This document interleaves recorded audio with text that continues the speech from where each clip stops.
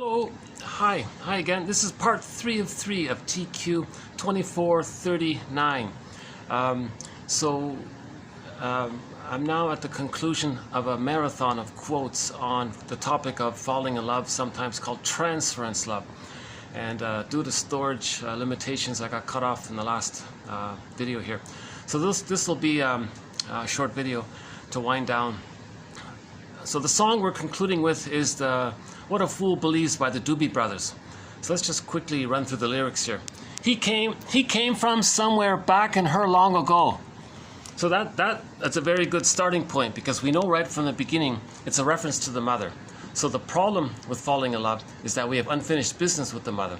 So we find somebody in the present who approximates the mother, and now we think we're going to process, meaning not be traumatized, because we're going to replay and get a better past, and by doing so get in fantasy by the partner what the mother should have done. The mother should have provided safety. She should have seen and accepted the child. If she hears the child, he can hear himself. If she sees the child, he can hear himself. If she feels the child, he can feel himself because of the fusion. So he gets his embodiment, he gets his esteem. So that's the trauma, that's the unfinished business. That didn't take place. So he's stunted there. He wants to replay that with somebody in the present. So when somebody in the present reminds them of that person, there's a great excitement and a great hope that they can find themselves, because they're going to see, because of the fusion, the baby and the mother are one. In the replay, in the present, they're one. Now the person in the present is going to give up being dysfunctional in order to provide the safety, the witnessing, and so on. And then, just like had the mother did those things, he would have felt his psychological birth, his identity. He would have had his golden ball, his ontological self. So he has a great excitement of finding himself through the loving, witnessing response by the partner. Now the partner is unrealistic, because the partner isn't the breast, and the partner is being seen and used for the unfinished business of the projector, that kind of thing. So we talked a fair bit about how falling in love is a replay, is a mirror to know that there's trauma. And so we talk about, in the previous videos, we talk about the links between trauma, which leads to repetition compulsion, where we transfer the past interaction with the mother onto somebody in the present to replay it, reenact it, thinking we can get a better past. So falling in love is related to this. Okay, so now falling in love is called transference love. So when we transfer the past and the present, that's because there's trauma. So falling in love is actually a transference love, meaning it's a mirror or a symptom of trauma. So this falling in love stuff, that's a symptom of childhood trauma.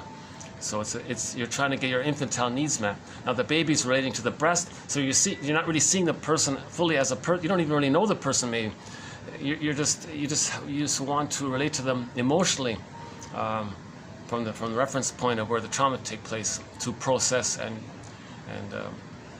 have a better outcome for the past. He came from somewhere back in long her. Okay, so the first line of the song is he came from her uterus, from her belly, whatever. So he came from her. So there's the birth. So there's already, from the first line of the song, there's a reference to the source point of the trauma. It starts there. That's the trauma, the fixation.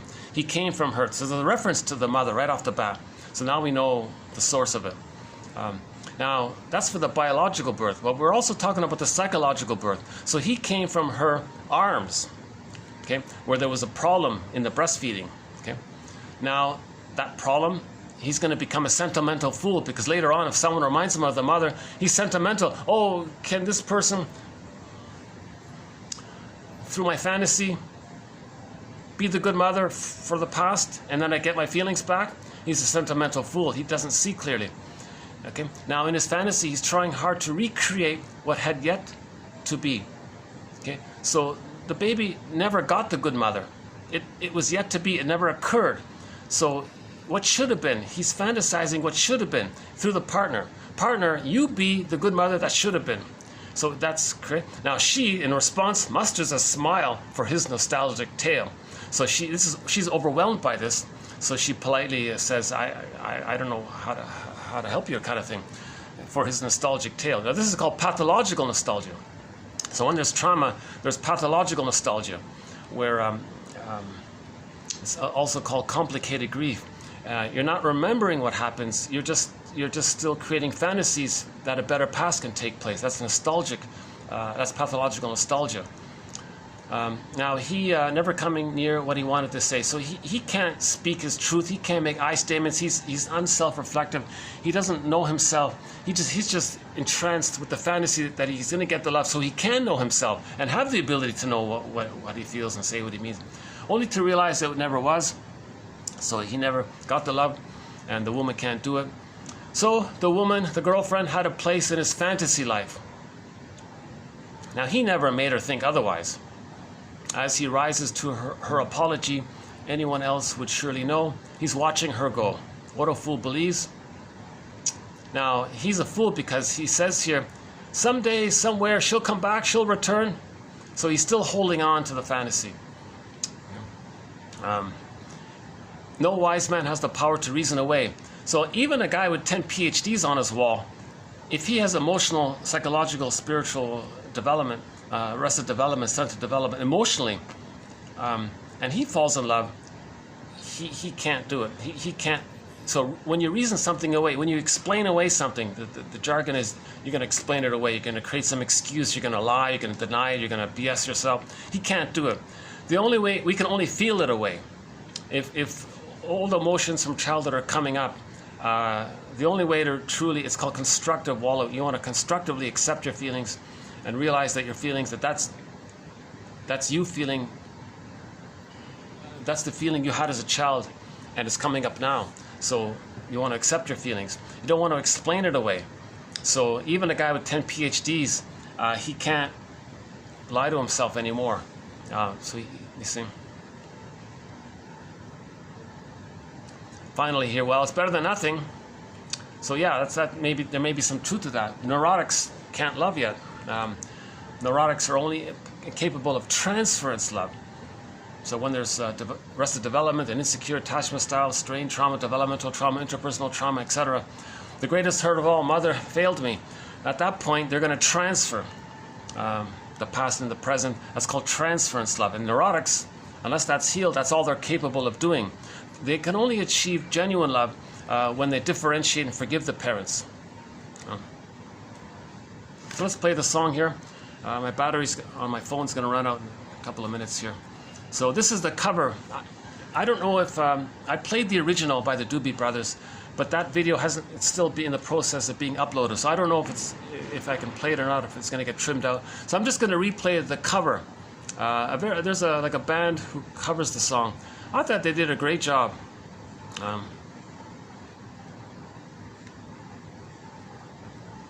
Uh-oh.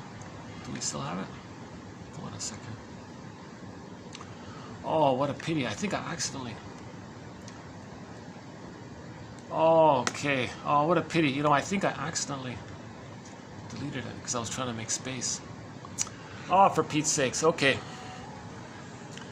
Look up the Doobie Brothers, What a Fool Believes. Play the song in lieu of my playing it here. Did I really delete it? That was going to be my conclusion song here. Oh, here it is. No, we've got it. Here it is. Here it is. Here it is. Okay, here we go. What a Fool Believes.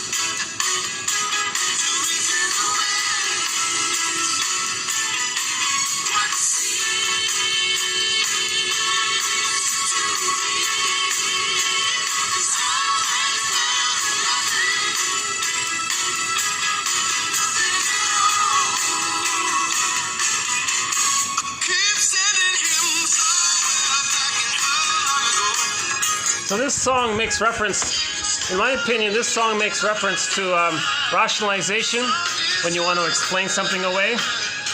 No, he's feeling it, and he's stuck. He's reliving the past pain. You can't rational it away. Something that primal, that kind of primal pain from childhood. You got to feel it, and you got to accept yourself. You can't run away from yourself all the time. Right? The reference to fantasy here, pathological nostalgia. This is transference love.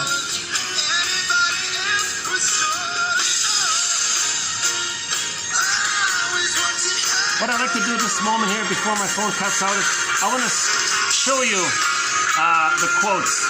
I won't read them, but this video plus the past 4 videos offer these 130 plus quotes right here. So have a look at this. My suggestion, so another suggestion on behalf of 1001 Windmills of the Mind is to get these, find these quotes, dig up these quotes here, okay? So we'll just go backwards here. Okay, read these quotes that you're seeing being spun right now.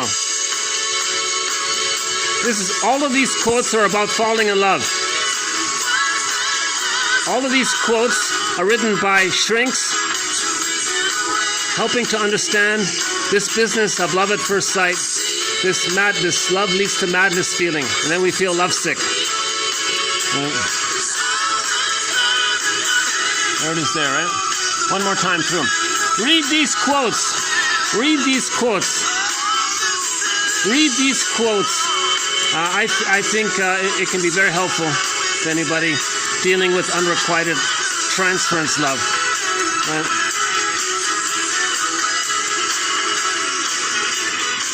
The bliss of falling in love is seen as the result of a revival of feelings that once belonged to the symbiotic stage of infancy.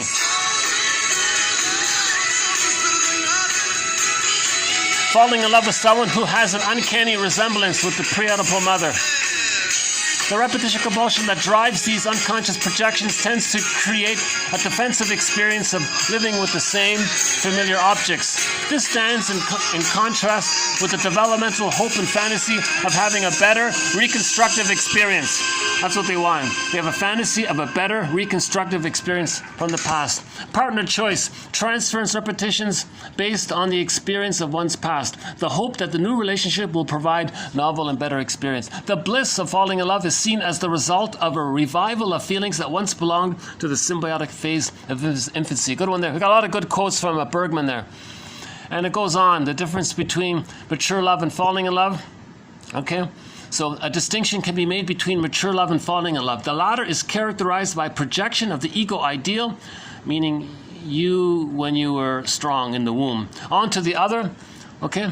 And particularly the refinding of symbiotic bliss. The refinding of symbiotic bliss to resume development. Right? So we talked about Cupid's arrow as well. You want to find someone just like her. Refinding a lost family life. You want an unfinished business. So you want to refine the lost family life because there's unfinished business. Right? You want to be seen and loved by the mother. That's unfinished business. And so falling in love has evoked immanent memories that cannot be thought, just acted with compulsive energy in a chaotic attachment. So there's the madness one, right? When a childhood trauma has caused there to be a fixation point, falling in love often returns to the point where the traumatic fixation took place. Still recording? Yeah, a few more minutes left. The unconscious experience of the transference may be something like this, quote, "You may be nothing like my gaslighting, emotionally abusive mother, guilt-tripping mother, but I need to keep seeing you that way because I have unfinished business with her."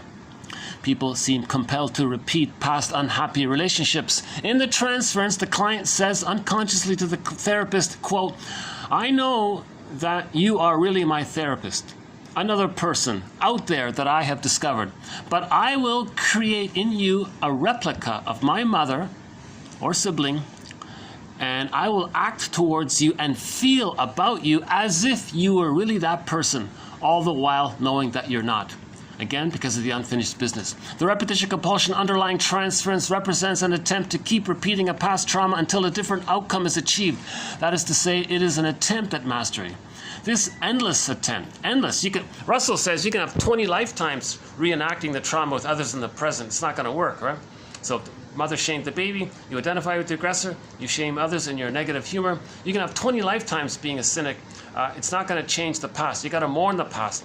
But the positive intention is he's trying to master it, somehow be less pained by it. You see, it's a secondary delusion.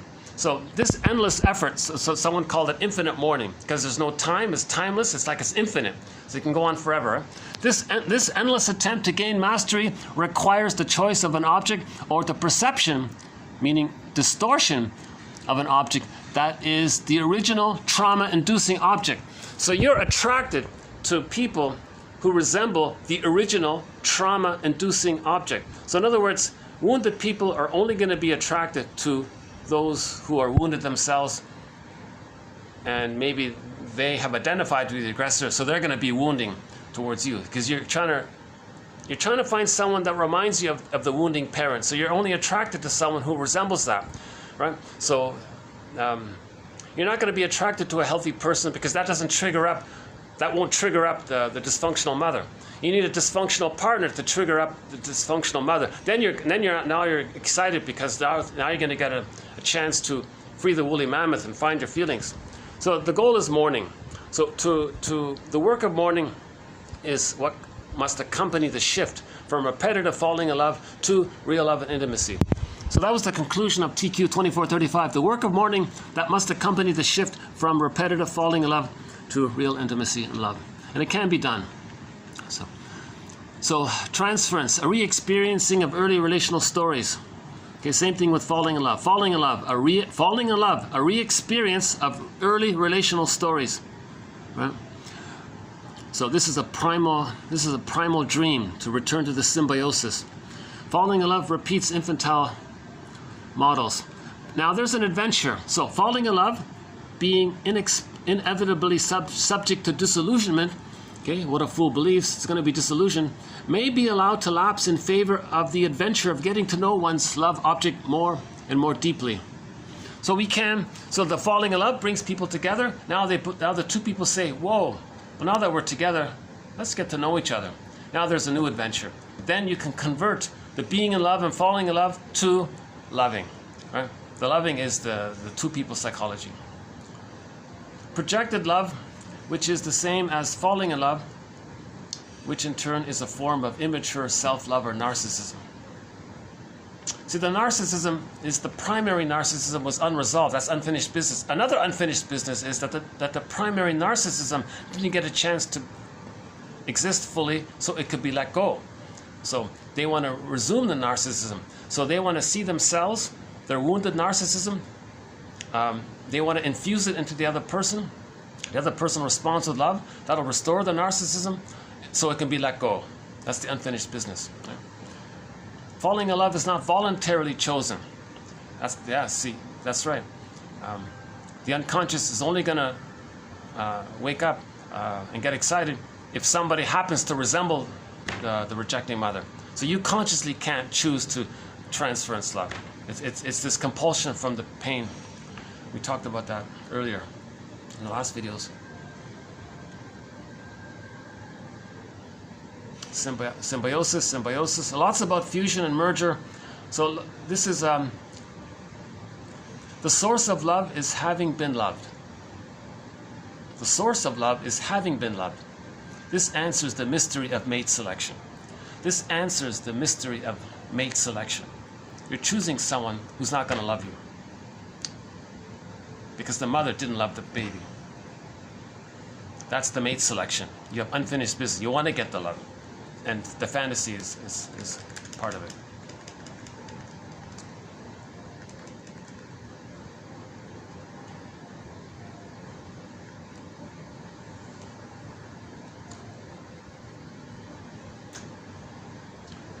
Coming to terms with the discrepancies between their perception of the chosen and usually briefly idealized love object, for such is falling in love, and the actual characteristics of that same love object which begin to become apparent.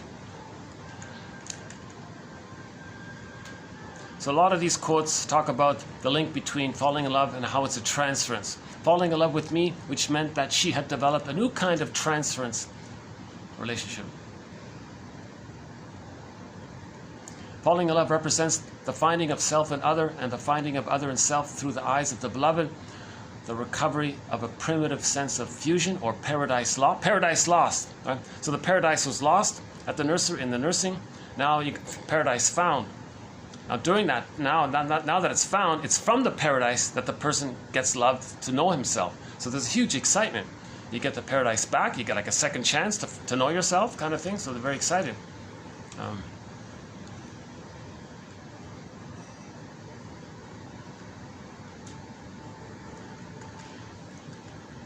The reader is left with the impression that the neurotic hero will endlessly repeat the same pattern of falling in pseudo-love, being disappointed without obvious reason. A client may exhibit a pattern of falling in love with unattainable women, which is to say that his behavior remains the same, takes a similar form, even though the outward situations change. So he can change cities, but he'll still be attracted to unattainable, emotionally unavailable women, to reenact how his mother wasn't emotionally available to him. Huh?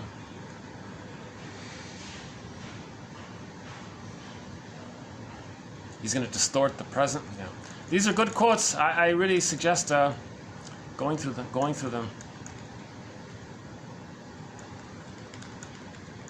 We talked about Peter Pan and his shadow, and Peter Pan's shadow spoke out and said, I just want my mother. So that's the mother complex. He's stuck with the mother. So he can't love another person. Captain Hook, Peter Pan's shadow, said literally, quote, in the novel, I was falling in love, but I found that I preferred the mother. Whoa. Right? So he's really stuck with the mother. In fact, he is her. They're fused. He can't love another person. So he's escapist. He's always running away. So this kind of manic hypomania is a defense to run away from. We don't want to let our grief catch up with us. So we're keeping manic busy as a defense against our feelings coming up. The dreamlike quality that is typical of falling in love is due to the absence or the generally diminished participation of the ego.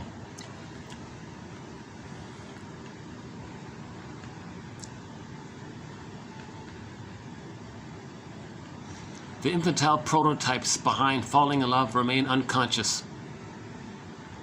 So we got a link there to the religious one. Emotionally abusing the baby may practically guarantee identification with the aggressor. So you got to forgive your parents big time. If that's what happened. You got a lot of work to forgive your parents for doing that. Whoa, that's a lot of work. There's a shock, an anger, a lot of work to forgive our parents if we had to identify with the aggressor. It means the parent objectified the child, discharged a lot of their rage towards their parent onto the baby. Like, whoa, that wasn't fair to do that onto the baby. So the person has a lot of work to do to forgive their parents. They were just in this blind compulsion out of their pain, you know. Numerous poets warn us that love can be a form of temporary madness. Falling in love repeats almost stereotypically the client's experience in the past. Falling in love is like a hypnotic state, a spell that carries the subject away. The unusual suspension of time. Idealization, because the baby idealizes the breast. The mother's amazing, right? So when you fall in love, you're replaying that attitude that the baby had with the breast, and you're replaying it with the breast projected onto the other person. Oh, that person's amazing. You're talking about the breast from long ago, really. Why falling in love? Why is falling in love such a transcendent release? Because that's the bliss, that's the paradise. It's a transcendent. You're in this blissful. If you're one with, if the baby thinks he's a little god, merged with the bigger god, the mother. So it's beyond him, right? So he transcends it. But it's a crisis because the part, like in the song, the Doobie Brothers song, she's going to walk away. So there's a crisis. So he's going to feel all that old pain, shame, and rage. It's coming up now. So there's an emotional crisis. Jörg Willi calls couples in collusion cat and dog marriages. They are the essence of collusion. The partners tossing the rejecting mother onto each other. I love you, you're perfect, now change. And the other one's doing the same thing. You remind me of the bad mother, now change. No, you remind me of the bad mother, now you change. So they both want to get the other to change. That's why it's a cat and dog marriage, he says.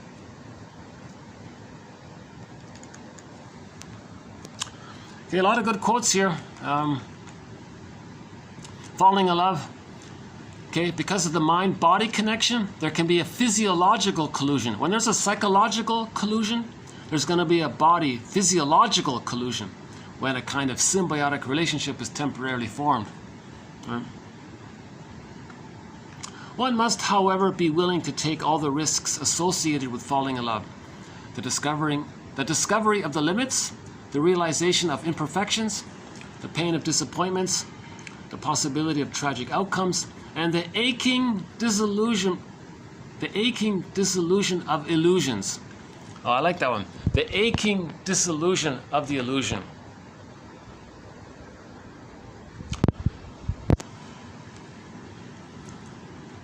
The phenomena of love at first sight suggests that falling in love is based to some extent in the lover's fantasy about who this unknown individual is.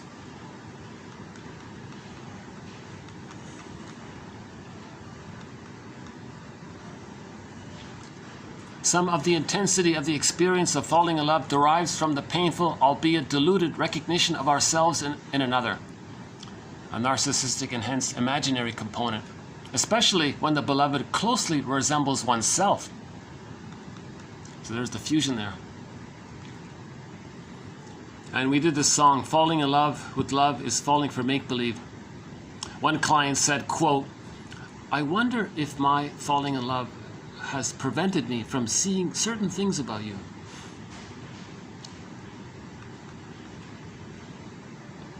Here's a good one. Experience suggests that secure individuals do not settle down with very troubled partners. Equally, a very insecure person is often drawn to another traumatized person rather than to someone who is comfortable with themselves. When this video suddenly cuts out, that'll be the end of it, right? And so that'll be the end of our marathon when this battery runs out in a couple of minutes. Transference love is dominated by the repetition compulsion. Oh yeah, these are the ones we did today. Okay, so that's good. Let's just wind it down here then. We have other quotes in this area that are in the honorable mention category. So in the collection 1001 Windmills of the Mind, we have another several dozen quotes in this topic of falling in love, but I didn't give them TQ designated points. 30 seconds left. Thanks very much. I'll see you in the next video. Bye for now.